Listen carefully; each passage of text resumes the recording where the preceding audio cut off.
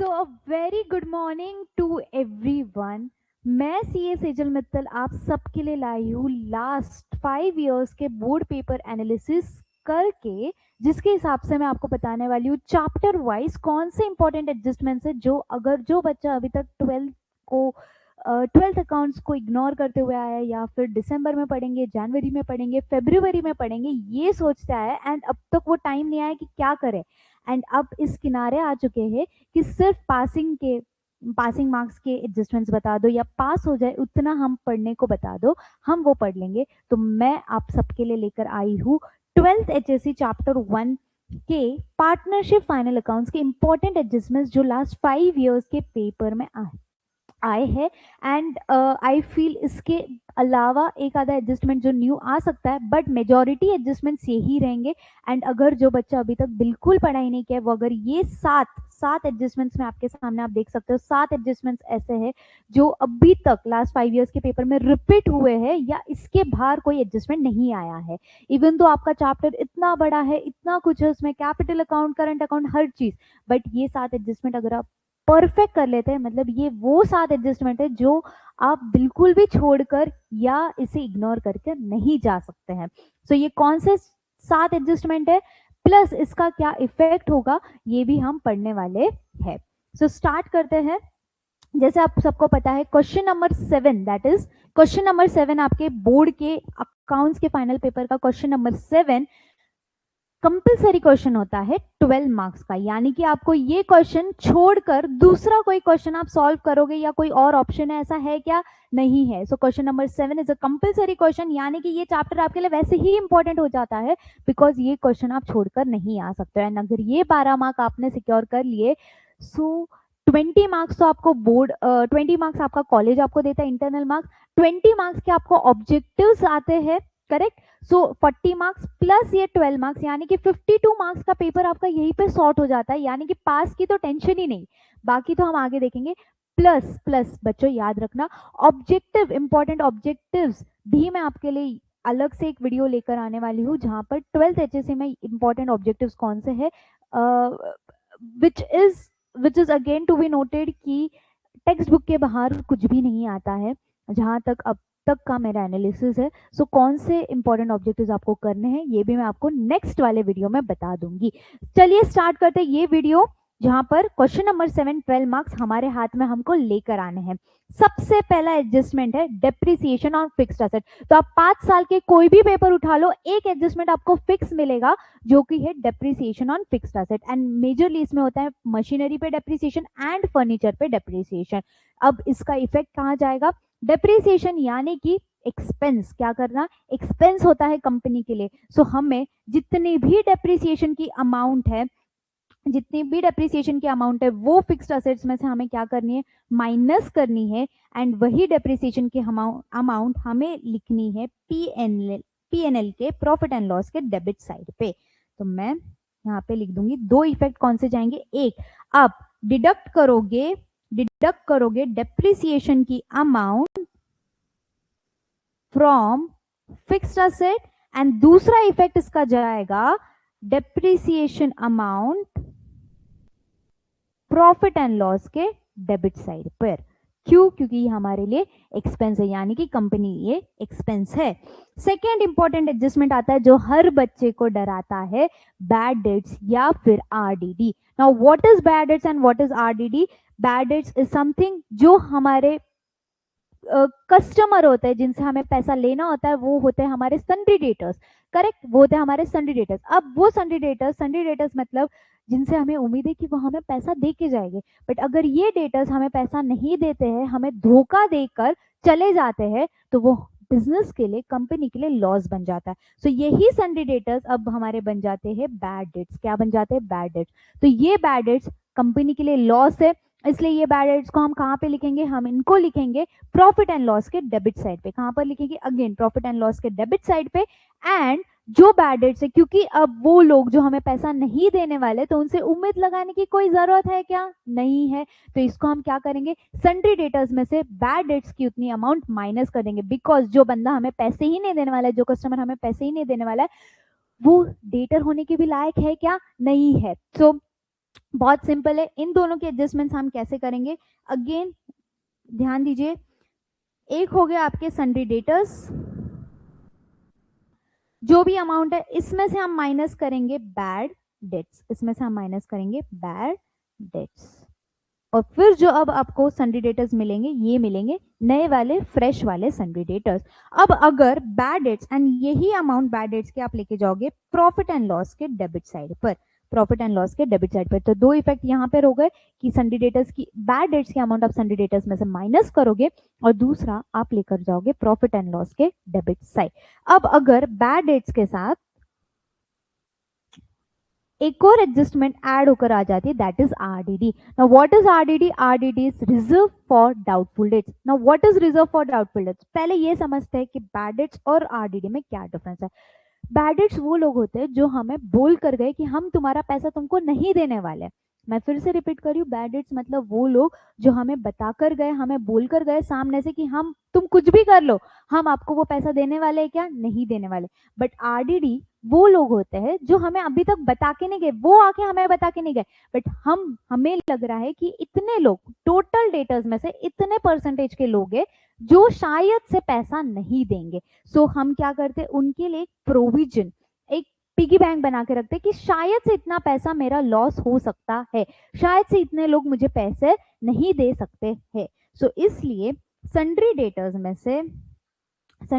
में से पहले मैं बैड डेट्स माइनस करूंगी, क्योंकि अगर 10,000 लोग हैं, 10,000 रुपए मुझे लेने हैं मेरे कस्टमर से जो मुझे अभी तक दिए नहीं है जिन्होंने, उसमें से अगर 1,000 रुपए के लोग मुझे बोलते हैं कि पक्का हम नहीं देने वाले, तो पहले मैं तो उनको माइनस करूं, मैं उनसे क्यों उम्मीद लगा के रखूं, राइट, मैं पहले उनको माइनस करूंगी। अब जो 9,000 के डेटर्स बचे, इस पे मैं मेरी उम्मीद लगा सकती हूँ कि इसमें से भी सपोज 5% आरडीडी में बनाना, या जितना भी क्वेश्चन बोलता है कि इतने लोग, या 4%, 1%, जितने भी आरडीडी आप बना सकते हो, एंड उसको आप यहाँ से माइनस करोगे, एंड जो आपको मिलता है फाइनल वो आपका होगा सन्ड्री डेटर्स। ओके, ये जो भी पूरी एडजस्टमेंट है ये आपकी रहेगी, अगर आपको बता दूं, बैलेंस शीट के असेट साइड वाली, इतने। ओके ओके, अब I hope this is clear. अब इसका दूसरा इफेक्ट जाता है प्रॉफिट एंड लॉस के डेबिट साइड पे। इसमें हम क्या करेंगे, पहले हम करेंगे ओल्ड बैड डेट्स। ये वो बैड डेट्स है जो हमें ट्रायल बैलेंस में दिया होता है, ये वो बैड डेट्स है जो हमें ट्रायल बैलेंस में ऑलरेडी दिया होता है। इसमें हम ऐड करेंगे न्यू बैड डेट्स, जो हम, ये कौन से न्यू बैड डेट्स है, जो हमने ये बनाए हैं इधर। ओके, ये वाले इधर आएंगे, एंड इसमें से हम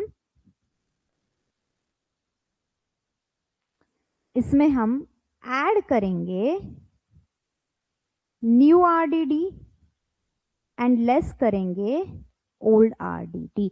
तो जो भी न्यू आरडीडी हम बनाएंगे, अगेन ये न्यू आरडीडी वाला अमाउंट कहां से आएगा, ये आएगा, ये जो हमने न्यू आरडीडी बनाई है वो हम क्या करेंगे, ऐड करेंगे एंड लेस करेंगे ओल्ड आरडीडी। ये ओल्ड आरडीडी मैम कहां से मिलेगी हमें, ये ओल्ड आरडीडी आपको अगेन आपके ट्रायल बैलेंस में दी होगी, अगर नहीं दी है तो इसका अमाउंट, इसको कुछ भी करने की जरूरत नहीं है, सिर्फ हमारा क्या बन जाएगा, old bad debts add new bad debts add new RDD less old RDD. अगर इसमें से कोई भी अमाउंट नहीं दे तो उसको इग्नोर करना है। सो ये एक इंपॉर्टेंट एडजस्टमेंट है जहां पे बच्चा बहुत बार अटकता है।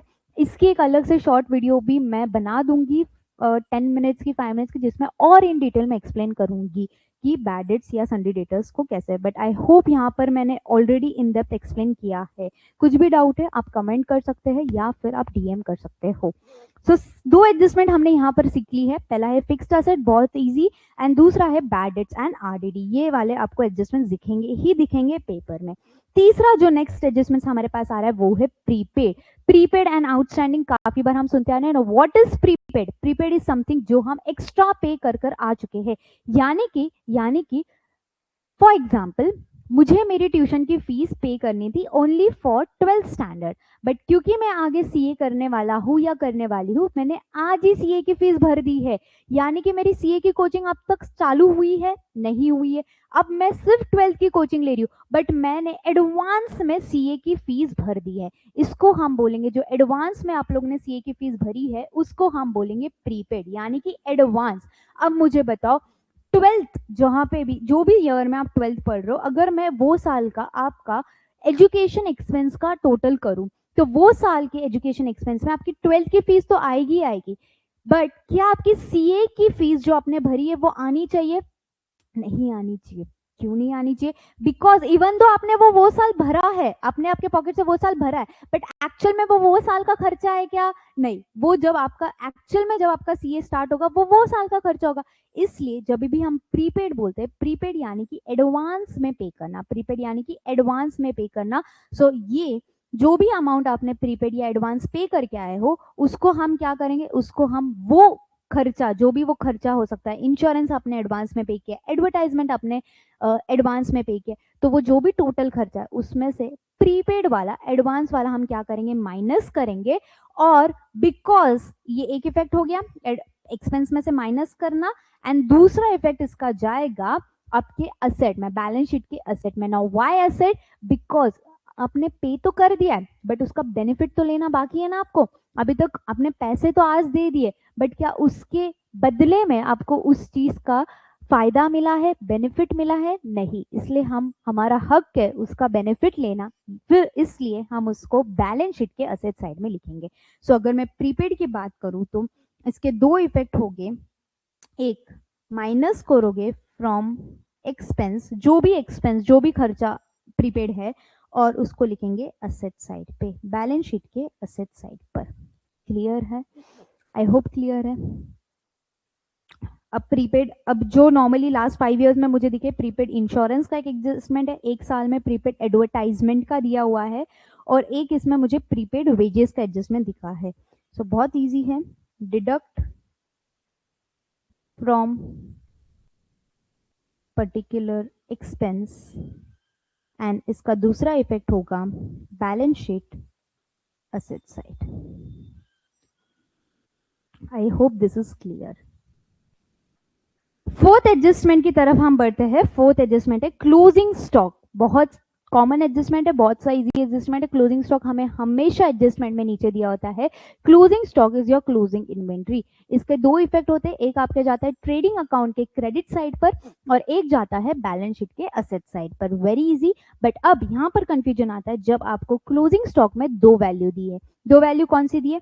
एक आपको दिया है मार्केट प्राइस या मार्केट वैल्यू, और दूसरा आपको दिया है कॉस्ट प्राइस। वहां पर कंफ्यूजन क्रिएट होता है कि वैल्यू कौन सी लेनी। ये तो हमें पता है कि क्लोजिंग स्टॉक एक जाएगा आपके ट्रेडिंग अकाउंट के क्रेडिट साइड, और एक आप लिखोगे बैलेंस शीट के असेट साइड, बट वैल्यू कौन सी लेनी है? तो वैल्यू जो विचएवर इज लोअर, जो भी प्राइस कम है वो आपको लेनी है। यानी कि मार्केट प्राइस और cost price whichever is lower, आप वो वैल्यू पे क्लोजिंग स्टॉक को लिखोगे। यानी कि फॉर एग्जाम्पल, अगर मार्केट प्राइस आपको दिया है 9,000 और कॉस्ट प्राइस आपको दिए 10,000, तो आप क्या प्राइस पे लिखोगे? 9,000, विच एवर इज लोअर। ये रूल याद रखो, every time in accounts closing stock we value at price whichever is lower, market cost और cost price whichever is lower. Okay, done. So इसके दो effect कौन से जाएंगे ये भी हम लिख लेते हैं। एक जाएगा बैलेंस शीट के असेट साइड, एंड दूसरा जाएगा ट्रेडिंग अकाउंट के credit side at price whichever is lower,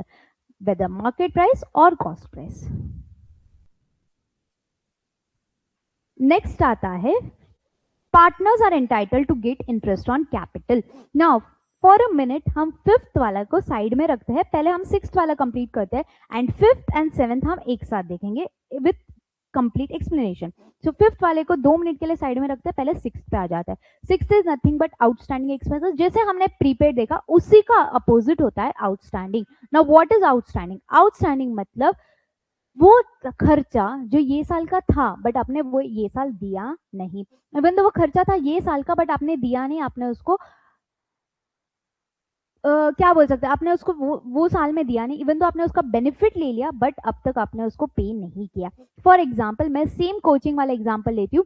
आप ये साल 12th की कोचिंग ले रहे हो, आप कोचिंग तो ले रहे हो बट आपने फीस भरी नहीं 12th की, सो वो साल का ही खर्चा था, आपने बेनिफिट तो ले लिया, आपने कोचिंग तो ले ली बट आपने फीस पे की क्या? नहीं। उसको बोलेंगे आउटस्टैंडिंग। आउटस्टैंडिंग मतलब देना अभी बाकी है, वो खर्चा जो अब दरवाजे के अंदर आ जाना चाहिए था बट अभी भी वो क्या है, बाहर खड़ा है। सो आउटस्टैंडिंग हमेशा हमेशा कंपनी के ऊपर कर्जा होता है, बोझा होता है, क्योंकि वो अभी तक पे करना बाकी है। So outstanding is your liability. I am repeating it, outstanding is your liability. So एक इफेक्ट तो हमें मिल गया है कि हम इसको बैलेंस शीट के लाइबिलिटी साइड में लिखेंगे। दूसरा इफेक्ट कहां जाएगा मैम? जैसे जैसे प्रीपेड एक्स्ट्रा पे कर दिया, इसलिए हमने उसको वो खर्चे में से माइनस कर दिया क्योंकि वो ये साल का खर्चा नहीं था, वैसे ही आउटस्टैंडिंग क्योंकि हमने पे नहीं किया बट वो ये साल का खर्चा है, हम वो खर्चे में क्या कर देंगे, ऐड कर देंगे। हम वो खर्चे में क्या कर देंगे, ऐड कर देंगे। तो इसको हम ऐड टू पर्टिकुलर एक्सपेंस, वो होगा पीएनएल के डेबिट साइड पे। क्लियर है? सो फॉर एग्जांपल मैंने एजुकेशन एक्सपेंस में 12th की फीस नहीं पे की है, सो फॉर एग्जांपल 12th की फीस 30,000 है, तो मैं क्या करूंगी, मेरे एजुकेशन एक्सपेंस में 30,000 रुपीज ऐड कर दूंगी, यानी कि मुझे वो देना है अभी तक। एंड इसका दूसरा इफेक्ट जाएगा बैलेंस शीट के लाइबिलिटी साइड पे, मैं लिखूंगी outstanding education expense 30,000। I hope I am clear. Again कुछ भी डाउट होगा, कुछ भी पर्टिकुलर एडजस्टमेंट में प्रॉब्लम होगी, नहीं समझ में आ रहा है, यू कैन ऑलवेज डीएम मी और यू कैन कमेंट डाउन। चलिए, लास्ट दो एडजस्टमेंट बहुत सा इजी है, सिंपल, खत्म होने वाले हैं हमारे सारे एडजस्टमेंट्स। लास्ट दो एडजस्टमेंट्स जो आते हैं पार्टनर्स के ऊपर। जैसे हमें पता है पहला चैप्टर आपका 12th का है पार्टनरशिप फाइनल अकाउंट। तो पार्टनर्स को कंपनी बहुत सी चीजें देती है। पहला पार्टनर क्या दे सकती है, इंटरेस्ट ऑन कैपिटल दे सकती है। क्या दे सकती है, इंटरेस्ट ऑन कैपिटल। आ जाइए, मैंने समरी बनाया है। सो देखिए, अब बिजनेस को कुछ नुकसान होते हैं, कुछ फायदे होते हैं। अगर बिजनेस के लिए वो नुकसान है तो पार्टनर के लिए वो फायदा है, बिकॉज अगर बिजनेस दे रही हो तो पार्टनर तो ले रहा है, और अगर पार्टनर कुछ दे रहा है और बिजनेस कुछ ले रही है तो वो पार्टनर के लिए नुकसान है, और बट बिजनेस के लिए क्या हो जाएगा, बिजनेस के लिए फायदा हो जाएगा। अब एक चीज जो मैं आपको क्लियर करना चाहती हूँ कि जब भी पार्टनर का फायदा होता है ना, मैं क्या बोलूँ, जब भी पार्टनर का फायदा होगा ना, चाहे फिर अगर वो इसको इंटरेस्ट ऑन कैपिटल मिल रहा हो, या फिर उसको सैलरी मिल रही हो, रेम्यूनरेशन मिलना हो, तो जब भी पार्टनर का फायदा हो रहा है ना, तो हमेशा और हमेशा पार्टनर्स कैपिटल अकाउंट या फिर पार्टनर करंट अकाउंट आपका क्या होगा, क्रेडिट होगा। मैं फिर से रिपीट करूंगी, प्लीज पे अटेंशन, जब भी पार्टनर को फायदा हो रहा है फ्रॉम बिजनेस, यानी कि उसको रेम्यूनरेशन दे रही है बिजनेस फर्म, या फिर उसको इंटरेस्ट ऑन कैपिटल दे रही है, वो टाइम पे पार्टनर्स कैपिटल अकाउंट, या फिर अगर करंट अकाउंट के मेथड से आप सॉल्व करो तो करंट अकाउंट क्या होगा, क्रेडिट होगा। क्या होगा, क्रेडिट होगा। सो देखो, अगर अभी बिजनेस पार्टनर को क्या क्या दे सकती है, सैलरी दे सकती है, कमीशन दे सकती है, इंटरेस्ट ऑन कैपिटल दे सकती है, ये तीनों में बिजनेस का नुकसान हो रहा है बट पार्टनर का फायदा हो रहा है, तो इसकी एंट्री, जर्नल एंट्री क्या होगी, यहाँ पे क्योंकि पार्टनर को फायदा हो रहा है तो हम पार्टनर्स कैपिटल अकाउंट या करंट अकाउंट क्या करेंगे, क्रेडिट करेंगे। क्या करेंगे, क्रेडिट करेंगे। और डेबिट क्या करेंगे, जो भी खर्चा है, फॉर एग्जाम्पल सैलरी है, कमीशन है या इंटरेस्ट ऑन कैपिटल है, वो तीनों को क्या करेंगे, डेबिट करेंगे। तो आपकी जर्नल एंट्री बहुत सिंपल हो जाती है, सैलरी अकाउंट या फिर कमीशन अकाउंट या फिर interest on capital account debit to partners capital account या फिर partners current account, whatever the situation is. And यही चीज, बिकॉज ये बिजनेस के लिए क्या है, लॉस है या फिर एक्सपेंस है, salary commission interest on capital देना पार्टनर को बिजनेस के लिए एक्सपेंस है, तो ये प्रॉफिट एंड लॉस के डेबिट में जाएगा एंड आपका एक्सपेंस क्रेडिट हो जाएगा। क्लियर है यहाँ तक? सो बहुत सिंपल है, जब भी इंटरेस्ट ऑन कैपिटल दिया जाएगा पार्टनर को, वो टाइम पे जर्नल एंट्री बहुत सिंपल हो जाएगी, partners sorry salary account interest on capital account debit to partners capital account या फिर करंट अकाउंट। एंड इसका दूसरा इफेक्ट कहाँ जाएगा, प्रॉफिट एंड लॉस के डेबिट साइड पे। इसका दूसरा इफेक्ट जाएगा profit and loss debit side पे। तो अगर मैं इसको लिखूं, so debit side profit and loss, and इसका दूसरा इफेक्ट जाएगा आपके आपके पार्टनर्स कैपिटल या फिर करंट अकाउंट, क्रेडिट होगा। Okay, done. पार्टनर्स कैपिटल या करंट अकाउंट क्रेडिट होगा, यानी कि ऐड हो जाएगा उसमें। ओके, लास्ट एडजस्टमेंट की तरफ आते हैं। पार्टनर्स विड्रॉ ड्रॉइंग्स और गुड्स फॉर पर्सनल यूज। अब जब भी पर्सनल यूज वर्ड आता है तो हमें बहुत सी क्लियर है, यहाँ हम 11 से पढ़ते आ रहे हैं कि जब भी पर्सनल वर्ड यूज होता है so I we know that it is drawings, हम उसको क्या बोलते हैं, अकाउंट की भाषा में ड्रॉइंग्स हो रहा है। अब पार्टनर दो चीजें, पार्टनर बिजनेस से पैसा उठा सकता है खुद के पर्सनल यूज के लिए। अब अगर वो बिजनेस से पैसा उठा रहा है, वो पैसा भी उठा सकता है, कैश भी उठा सकता है, या वो गुड्स भी उठा सकता है, दोनों चीज उठा सकता है, बट दोनों को हम क्या बोलेंगे, ड्रॉइंग्स बोलेंगे। अब जब भी ड्रॉइंग्स हो रही है तो ये पार्टनर के लिए नुकसान है। ये क्या है, पार्टनर के लिए नुकसान है बिकॉज उसने जितना पैसा बिजनेस में लाया है टू स्टार्ट अ बिजनेस, जिसको हम बोलते हैं कैपिटल, वो उसका कम हो जाता है बिकॉज वो खुद के पर्पस के लिए, पर्सनल पर्पस के लिए उतना पैसा या उतने गुड्स लेकर जा रहा है। सो जैसे मैंने बोला, जब भी पार्टनर का नुकसान हो रहा है तो पार्टनर्स कैपिटल अकाउंट या फिर करंट अकाउंट क्या होगा, वहां पर partners capital account current account debit हो जाएगा। सो पार्टनर्स करंट अकाउंट या फिर कैपिटल अकाउंट डेबिट होगा to drawings account, to drawings account, clear. And because drawings account again is an expense for the business, because उतना निकाला जा रहा है बिजनेस में से, तो ड्रॉइंग्स अकाउंट डेबिट होगा। अगर पार्टनर ने कैश निकाली है तो कैश अकाउंट क्रेडिट हो जाएगा, अगर उन्होंने बैंक से पैसा निकाला है तो बैंक अकाउंट क्रेडिट हो जाएगा। बट अगर उन्होंने कैश या बैंक में नहीं, उन्होंने गुड्स निकाले हैं बिजनेस में से पर्सनल पर्पज के लिए, तो गुड्स अकाउंट क्या हो जाएगा, क्रेडिट हो जाएगा। सो बहुत सिंपल है। अगेन इसके दो इफेक्ट क्या हो जाएंगे, इसके दो इफेक्ट हो जाएंगे, एक प्रॉफिट एंड लॉस के डेबिट साइड पर, और दूसरा इसका इफेक्ट हो जाएगा पार्टनर्स कैपिटल या क्रेडिट करंट अकाउंट डेबिट, यानी कि माइनस करेंगे। क्लियर है, I hope this is clear. So 7 adjustment जो आपको कंपलसरी करके जाने हैं लास्ट 5 ईयर से, यही 7 एडजस्टमेंट के बेसिस पर आपका पेपर बन रहा है from question number 7 that is chapter number 1 से। सो वेरी लेस चांसेस कि इसके अलावा कोई एडजस्टमेंट आएगा, बट ये 7 के 7 एडजस्टमेंट्स आपको करके ही जाने हैं। मे बी लकीली ये तो रहेगे ही रहेंगे। So why to take a chance, अगर 5 साल के पेपर में यही घूम फिर के आ रहे हैं यही adjustment, so let's at least make sure कि हम ये एडजस्टमेंट्स अच्छे से करके जाएं। एक इंपॉर्टेंट चीज जो मुझे मेरे एनालिसिस के टाइम पे समझा, एक सिर्फ मार्च 23, अच्छा एक बच्चों को बहुत डर होता है कि ma'am fluctuating method, fixed method अगर ऐसा आया तो फिर हमें एक ही मेथड आता है या जो भी चीज़ है। सो बहुत सिंपल, मैंने एनालिसिस किया, सिर्फ मार्च 23 का एक पेपर था, लास्ट 5 ईयर्स में से मार्च 23 वाला एक क्वेश्चन पेपर था जहां पर capital account as well as current account दोनों दोनों के बेसिस पर एक क्वेश्चन बना हुआ था। उसके अलावा जितने भी लास्ट 5 ईयर्स के पेपर है उसमें हमेशा कैपिटल अकाउंट ही, एक ही अकाउंट के बेसिस पे क्वेश्चन आया है, दैट इज ओनली एक ही बेसिस के अकाउंट पे, दैट इज फ्लक्चुएटिंग मेथड के ऊपर ही आया है, फिक्स मेथड पे नहीं आया है। सो अगर ऐसा है सो लेट्स होप कि ये साल भी anyways both are very easy, but current account और कैपिटल अकाउंट जब बच्चा दोनों देखता है तो थोड़ा सा नर्वस हो जाता है। इसलिए मैं बोल रही हूँ कि सिर्फ मार्च 23 का एक ही क्वेश्चन पेपर है जहां पर मुझे फिक्स्ड कैपिटल मेथड पे क्वेश्चन मिला है, उसके अलावा मुझे हर साल फ्लक्चुएटिंग कैपिटल मेथड पे ही क्वेश्चन मिला है। सो प्लीज मेक श्योर कि एक मार्च 23 के जो क्वेश्चन पेपर का क्वेश्चन नंबर 7 है, आप वो खुद से टाइम लगा के प्रैक्टिस करके जाइए। अगर कैपिटल एंड करंट दोनों उस पर आना है क्वेश्चन तो वो वैसे टाइप का ही आएगा, ऐसे आई बिलीव। एंड इसके अलावा जितने भी क्वेश्चन थे वो नॉर्मल वाले फॉर फ्लक्चुएटिंग पे ही थे। Okay, so March 23 is a must practice question, please इसको आपको ऑनलाइन कहीं पे भी मिल जाएगा, please make sure you practice this. So that's all from my side students. ये पीडीएफ मैं नीचे डिस्क्रिप्शन पे अटैच कर दूंगी या फिर कमेंट में मैं लिंक ये कर दूंगी। इसके अलावा कोई भी क्वेरीज रहेगा, कोई भी क्वेश्चन रहेगा कोई भी चैप्टर में, please please please let me know, comment down और you can always DM me.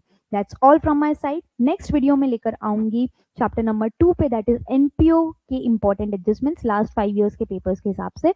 Also will make a video on important objective questions कौन से आ सकते हैं, उस पर भी मैं video, so just support me, like करिए, सब्सक्राइब करिए, and that's all from my side. Thank you, signing off, C A Sejal Mittal.